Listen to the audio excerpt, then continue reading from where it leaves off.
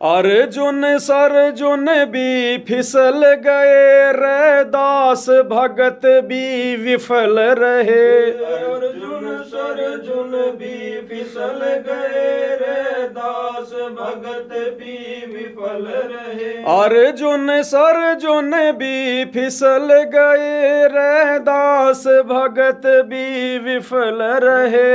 अर्जुन सरजुन भी फिसल गए रे, दास भगत भी विफल रहे। बैकुंठ वास गणिका का हुआ, जिन बाप गुरु को मान लिया। बैकुंठ वास गणिका का हुआ, जिन बाप गुरु को मान लिया। उस भगत ने पाड़ा जीत लिया, सतगुरु को गोविंद मान लिया।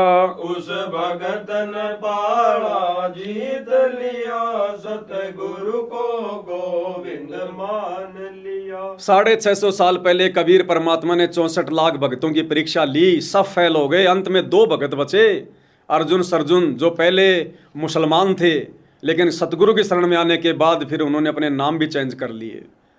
और अंत में भाइयों और बहनों, तत्व ज्ञान के अभाव में, गुरु को मानुष मानने के चलते अंत में लोगों की देखा देखी मन में दोष आ गया। और अर्जुन सरजुन ने भी जाकर सतगुरु को उस समय शिक्षा दी जब सतगुरु उनकी परीक्षा लेने के लिए अपनी बेटी, अपनी शिष्या उस गणिका माई के घर में, चौक में जाकर बैठे हुए थे। और वो गणिका माई अपने बाप के पैर दबा रही थी। अर्जुन सरजुन ने जाकर कहा कि गुरुदेव, आपको यहां नहीं बैठना चाहिए, ये तो नीच का घर है। परमात्मा ने कहा, रे गधो, मैंने तुम्हें 120 साल यही ज्ञान दिया। मालिक ने कहा, ऊंच नीच में हम रहें, ये हाड़ चाम की दे। अर्जुन सरजुन समझियो, तुम करियो शब्द सने।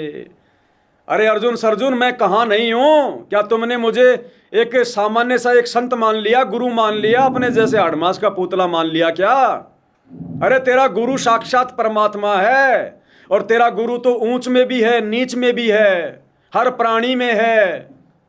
नालायक, तूने ये कैसे कह दिया कि ये नीच का घर है? ये तो तेरी गुरु बहन है, तेरे गुरु की शिष्या है। ये नीच कहां से हो गई जिसने नाम ले लिया? अरे जिस लोहे ने अपने आप को पारस से टच कर लिया, वो लोहा फिर लोहा कहां रह गया? वो तो सोना बन गया। तो सतगुरु से उपदेश लेने के बाद तो भगत सोना बन जाता है, ऊंच आत्मा बन जाती है। ऊंच आत्मा जो काल ने हमारे को नीच बना रखा होता है। वो अर्जुन सरजुन भी भाई और बहनों अंत में फेल हो गए। अगर वो गुरु को परमात्मा मान लेते, भगवान मान लेते, उनकी हिम्मत नहीं होती अपने गुरु से सवाल जवाब करने की।